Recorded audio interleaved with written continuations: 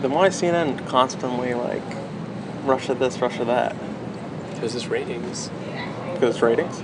Our ratings are incredible right now. But honestly, you think the whole Russia shit is just like bullshit? Could be bullshit. I mean, it's mostly bullshit right now. Like, we don't have any big giant proof. I just feel like they don't really have it, but they want to keep digging. Mm-hmm. And so I think the president is probably right to say, like, look, you are witch hunting me. Like, you have no smoking gun.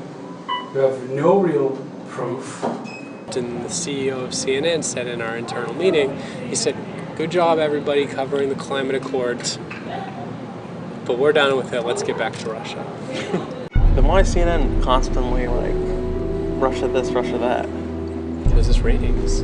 But honestly, you think the whole Russia shit is just like bullshit? It's mostly bullshit right now. Like, we don't have any big giant proof. I'm not going to give you a question. Can you state categorically? You are fake news. Because of the attack of fake news and attacking our network, I just want to ask you, sir. I'm changing it from fake news, though. Doesn't that undermine... Very fake news. I know, but aren't you...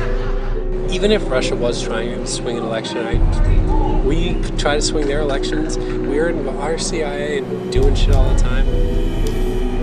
Fake news. We start our American Pravda investigations inside America's media with Part 1, CNN. Our goal is to expose the real motivations behind the decision-making process at our dominant media corporations. Fake news. One story has monopolized President Trump's time in office like no other, especially on CNN. Russia. In fact, since the inauguration, CNN has mentioned Russia on their air nearly 16,000 times. So we sent our undercover reporters inside CNN to understand why, and to determine if CNN even believes that the story is even real. You're not going to believe what you're about to hear, or maybe you will. I'd like to introduce you to CNN's supervising producer, John Bonifield, in Atlanta. So you believe like the Russia thing's a little crazy, right? Even if Russia was trying to swing an election, we try to swing their elections. We're in our CIA and doing shit all the time. Like, we're out there trying to manipulate governments. Like, you win because you know the game and you play it right. She didn't play it right. Then why is CNN constantly like Russia this, Russia that? Because it's ratings. Because it's ratings? Our ratings are incredible right now. In the month of May, CNN's ratings were significantly higher than they were the year before. The Russia story and Trump have made CNN millions. Because of... So, my boss, I shouldn't say this, my boss a couple days yesterday, we were having a discussion about this dental shoot, and he's like, I just want you to know what we're up against here.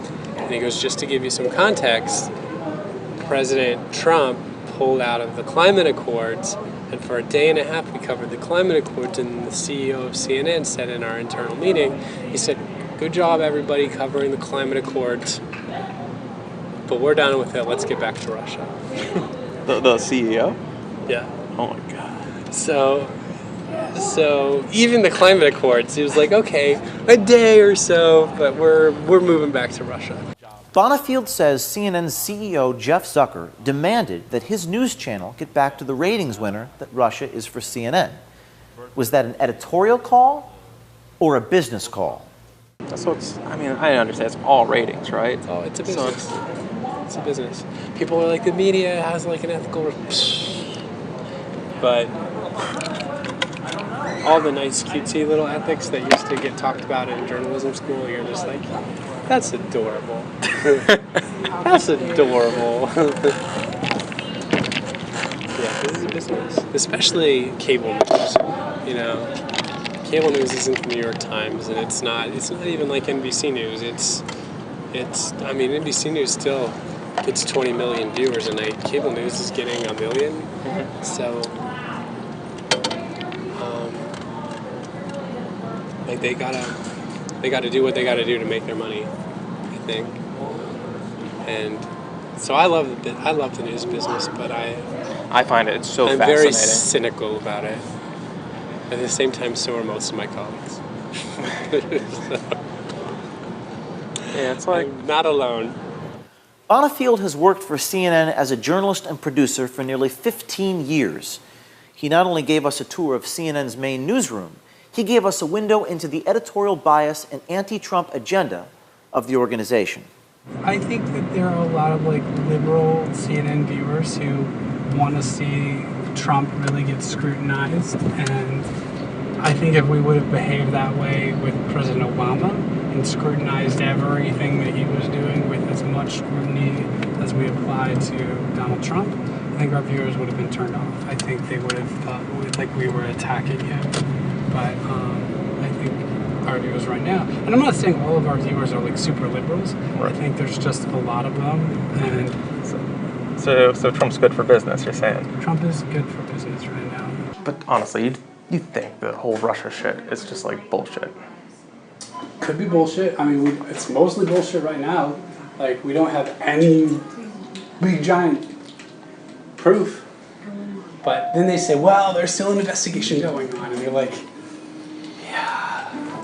I don't know. If you were finding something, we'd know about it. The way these leaks happen, they'd leak it. They'd leak. If there was something really good, it would leak. Yeah. It would have leaked before voting, I would say. If anything was good out there, it would have came out already. Yeah, the leaks keep leaking, and there's so many great leaks, and it's amazing, and I just refuse to believe that if they had something really good like that, that wouldn't leak, because we've been getting all these other leaks, so I just feel like they don't really have it, but they want to keep digging. Mm-hmm. And so I think the president is probably right to say, like, look, you are witch hunting me, like, you have no smoking gun, you have no real proof. No real proof, he says, and that speaks volumes about today's mainstream media. Bonifield says CNN loves the Russia story not because it's true, but because people want it to be true. They're feeding their audience a false narrative in order to get ratings. Their enthusiasm to report false news is getting the better of them. On Saturday, CNN imposed strict internal restrictions on all future Russia stories after they had to delete and retract a story that was poorly sourced. And yesterday, 3 CNN staffers resigned, victims of fake news. So where does that leave us? The American people are fed up with fake news, and the mainstream media they cannot trust. It's corporate greed, market pressures, managers without integrity, newsroom bosses without courage, journalists who don't even leave their desks. The very purpose of journalism is to expose the world for what it is, not to create false political narratives in order to make money. The American people are frustrated because they have nowhere left to go to get actual information. This is just part 1 of the CNN series. We have so much more that we will bring you on video as our American Pravda investigations continue. Every dishonest television network, newspaper, and social media company is now on notice. You're being watched. We're coming after you. And while the whole broken, rotten media machine may not come tumbling down, maybe they'll wake up.